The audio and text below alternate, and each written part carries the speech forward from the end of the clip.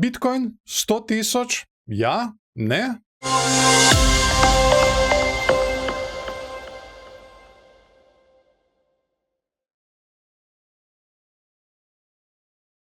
Pred sabo imamo Bitcoin all-time history graf in najprej si bomo ogledali 3-mesečni graf. Zdaj, kar bom najprej pokazal tukaj, so divergence, ki so se na tem grafu izredno dobro obnesle. Dajmo si najprej pogledati skrite bikovske divergence, ki pomenijo nadaljevanje rasti. Recimo, tukaj imamo eno, kjer imamo nižje dno in višje dno, bom kar izrisal, upam, da ne bo ratalo preveč načičkano. Torej, nižje dno, višje dno v gibanju cene, medtem ko pri RSI pa vidimo, da imamo tukaj dno in na to dno na isti višini. No in rezultat je bil tale rast, ki smo jo na to dobili. Na to imamo še eno bikovsko, skrito bikovsko divergenco tukaj, kjer imamo spet nižje dno in na to višje dno v gibanju cene.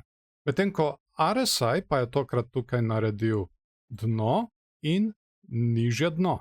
In rezultat je tale rast, ki smo jo dobili zdaj pred kratkim. Ok, dajmo si zdaj še pogledati medvedje divergence. Tukaj imamo že takoj eno, kjer smo naredili vrh in višji vrh. Medtem ko RSI pa je naredil tukajle vrh in na to malček nižji vrh. In rezultat je bil tale padec tukaj. Potem se je zgodila še ena medvedja divergenca. Tukaj imamo tale vrh, torej tale vrh in na to višji vrh v gibanju cene. Medtem ko RSI je naredil nižji vrh. In kaj se dogaja zdaj? Očitno se nam zdaj dela še ena medvedja divergenca, kjer imamo tukaj vrh od prejšnjega bikovskega trga in zdaj višji vrh. Medtem ko RSI pa je šel delat konkretno nižji vrh. S tem, da tukaj moram poudariti, ne vemo še, če je tole dejanski vrh, tako da bo treba malček počakati. Torej, v bistvu tukaj je nekako, če se lahko tako izrazim, ta prva nevarnost, kar se tiče Bitcoina. Torej, medvedja divergenca, ki jo trenutno delamo. Bom še malček tele zbrisal, da ne bomo imeli tako načičkano vse. Je pa drugače stokastik RSI še vedno močen in kaže prednost bikom. Ampak tukaj je še ena stvar, to je tale trend linija tukaj. To je zelo pomembna trend linija. Tukaj lahko vidimo, kako smo jo prvič poskušali osvojiti, no v drugem poskusu je to uspelo. Kaj se je zgodilo potem? Ta linija je v bistvu kazala dna za vsak medvedji cikel potem. Torej, tukaj smo naredili dno in tukaj smo naredili dno. Ampak kar je zaskrbljujoče je, da mi smo v tem prejšnjem medvedjem trgu to linijo izgubili. In kaj se je zgodilo zdaj? Zdaj smo šli testirati gor točno tole linijo tukaj, ampak zdaj kot odporno mejo. Tako da od tukaj zdaj bi lahko tudi pričakovali zavrnitev. Pa si pogledamo zdaj še mesečni graf. Bom zbrisal še to divergenco, da bo slika malček bolj jasna. Ok, kaj se je dogajalo? Tukaj smo mi imeli tale padajoči klin, ki je bikovski vzorec. Bom povezal še dna, da vidimo še spodnjo mejo. To je torej padajoči klin. Kar se zdaj dela tukaj, izgleda kot da dobivamo naraščajoči, razširjajoči klin. To je torej medvedji vzorec. Še vedno pa se lahko zgodi, da mi po temu vzorcu potujemo še naprej gor, tudi do 100.000. To je tistih težko pričakovanih 100.000. Zdaj tudi tukaj stokastik RSI kaže malček drugačno sliko. Križali smo se navzdol in izgleda, kot da bi se momentum preobračal medvedom v prid.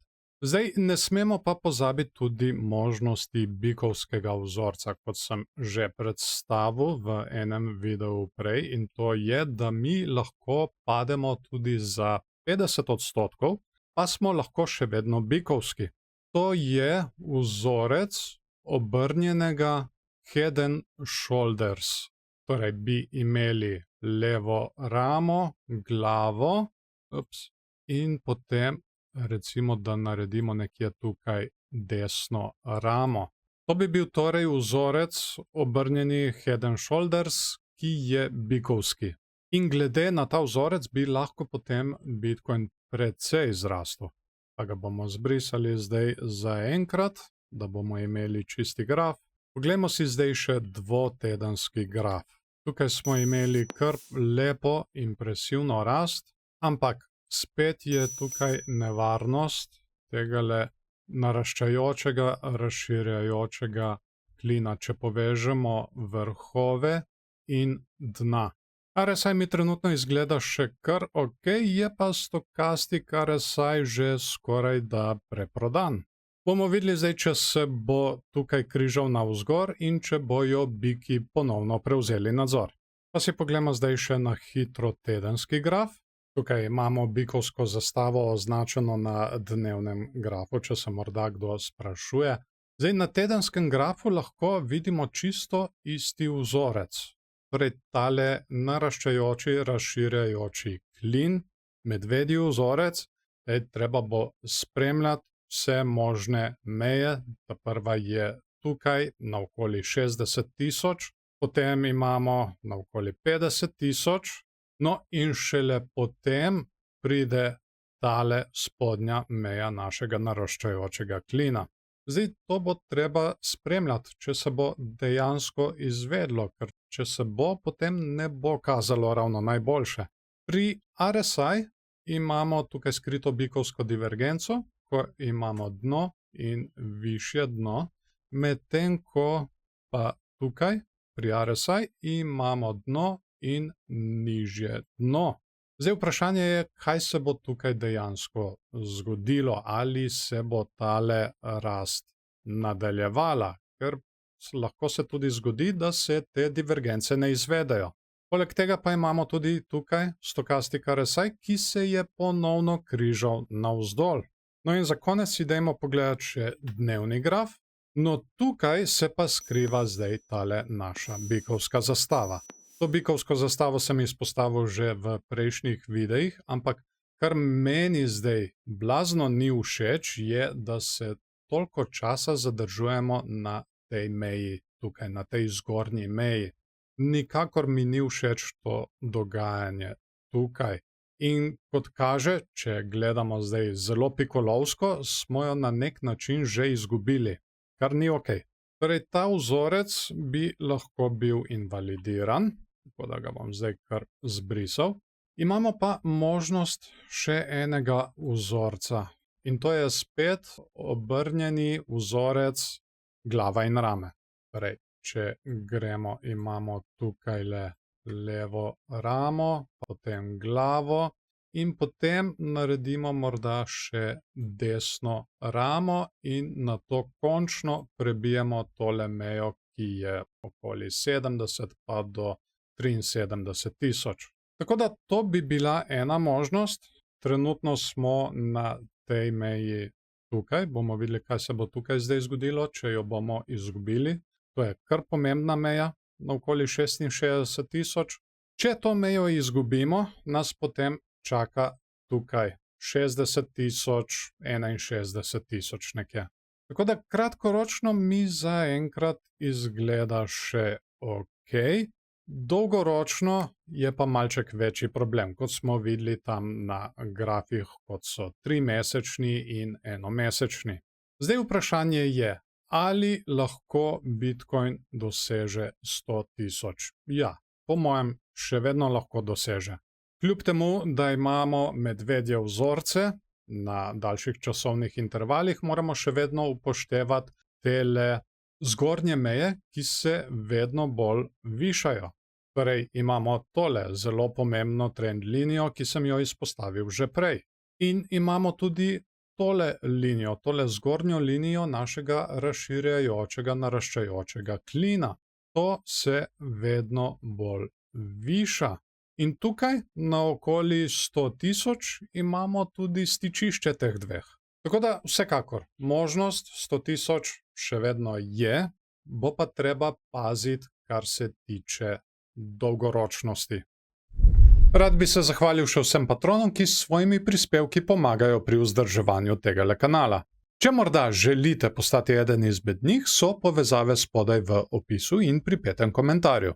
V zameno pa seveda dobite tudi dostop do dodatnih vsebin, s prvim paketom dostop do mojega dnevnika tehničnih analiz, kjer obravnavamo tudi druge trge, kot so delniški in trg žlahtnih kovin.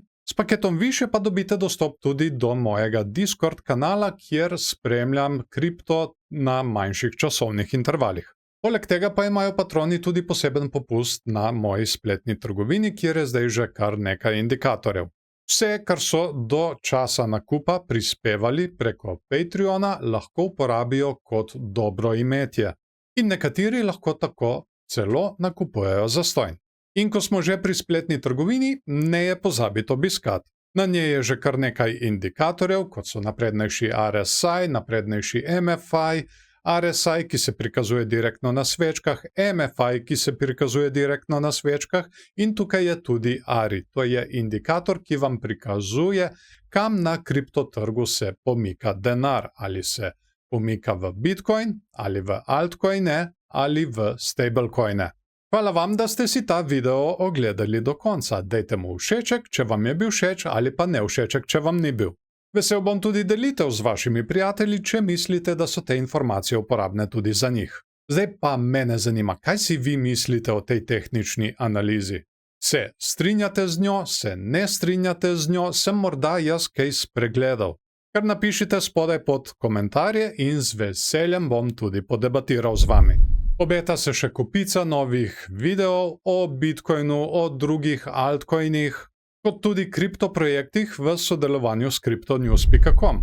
Da pa slučajno kakega ne boste zamudili, je najboljše, da se naročite na kanal in nastavite obveščanje, da vas bo YouTube o novem videu takoj tudi obvestil, čim se ga naloži gor.